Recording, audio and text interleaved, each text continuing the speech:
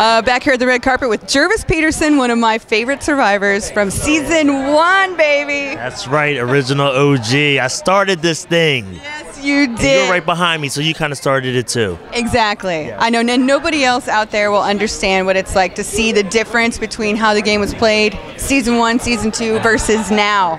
Like, what are a few things for you that were distinctly different?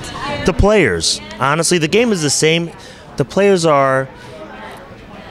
I've been saying they're savvy, but I wouldn't even say they're savvy players. They're just more aggressive players. They want to do things right now. Like, they went on the beach. They're like, look, here's our alliance. It's me, you, and you. And I'm like, well, say I don't like somebody in that alliance. I got to play them for 39 days. And they're like, yeah. I'm like, that's dumb.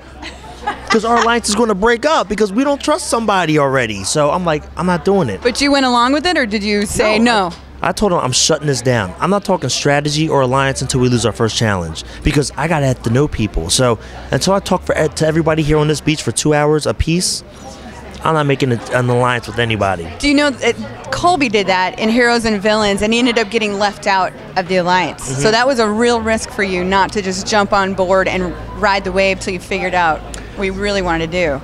It was a big risk, but again, you have to know the players you're playing with. I knew I could do it because I had Aris. I had Tina, old school players who want to play the game the way I want to play it, but they weren't going to say those things, so I could say them, and I knew they would back me in that sense. Tyson, I wasn't sure about, more of a new school player. Monica, more new school player. Colton, totally new school. I mean, Colton told me that if I didn't get on board, he was going to vote my ass out. So I'm like, I get that, man, but I started this game. Don't tell me how to play the game that I start that you're playing.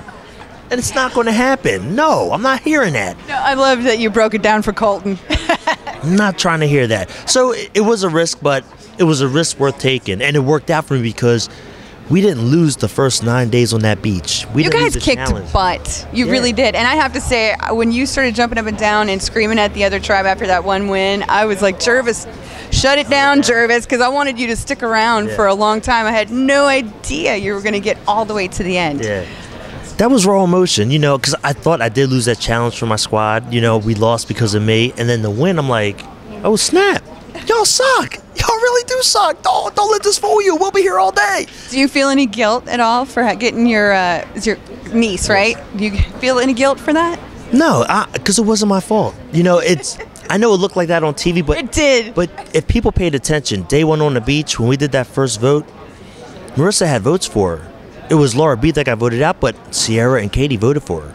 So already she was getting votes. Then when Brad was like, hey, if I win a tarp, I'll share it with Monica. And Marissa was like, what? You better not be on my team doing that. And I was like, oh, Marissa, no. So she put a target on her back right away. Brad was gunning for her right away because of that. So there was nothing I could do. I mean, that was their excuse because of me. And I was like, that's cool. That's your excuse. But all that does is going to fire me up. Now I have a reason. Like, I made a promise to her when she left that I'm going to make sure I get rid of every person wearing a red bandana. I'm getting rid of every Todd Honda member on this beach, you know, for you. And I did that, so.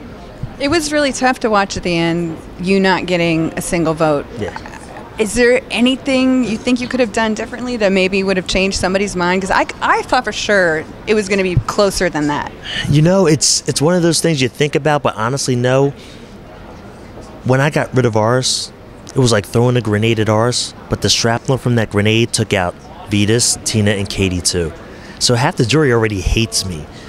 They're sitting there because of me. So I can only work with the other half, and the other half were flipping and flopping back and forth. So at that point, I knew I backed myself into a corner. I knew it was going to be tough for me to win the game. So I had to do things to make Tyson look bad. And that's why I was blowing up at Tribal Council. I didn't lose my mind. I knew what people were like, oh, you're losing your mind. You don't know what you're doing. Shut up. I'm like, no. I think I said that. I'm like, because here's the deal. I knew Hayden was going to try to blow it up, but I knew Tyson wouldn't talk. But if I kept on pushing Hayden, if I pushed him enough, Tyson would try to defend himself. And he did, because he was like, Katie, that seat over there. And I was like, yes. I mean, that pissed people off when he did it. And that's what I was trying to do. I was trying to get Tyson to expose himself some more to make him more hated than me. It didn't work, but that was the plan. It was a pretty good plan. Yeah. I mean, I honestly thought that you were going to pull out a couple votes at the end, but I mean, that's because I love you so much. I mean, and everything I did out there was calculated. Every move I made, I knew what I was doing. Nothing was irrational or not planned out. I planned everything out. So what's in store for Gervase now? Well, you know, I own a vodka company, Chat Vodka. Yeah, we're about to try to get her on the West Coast. We're on the East Coast right now in a cigar lounge back in Jersey. I write for Jersey Man magazine. You know, I'm doing Jersey Man magazine. Jersey Man sounds magazine. very masculine. It's very masculine. It's for manly men.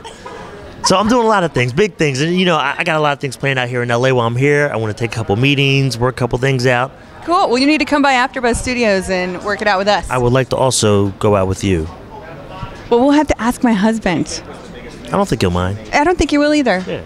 Nah, I'm talking like for dinner. That's all. He can come too. I would love to go to dinner with you, Gervase. We got a lot to catch up on. We do. It's been a long time. It has been. It has been. All right. Well, thanks so much, Gervase. Jerri, nice I seeing love you. It's good seeing you too. When you coming back? I don't know. Wouldn't it be cool to play together? Oh my gosh, we're That'd tight. be- yeah. Alliance, right? If we can play together, that'd be awesome. Dude, we'd kill it. I know. We would kill it. I need somebody to carry me through a game again.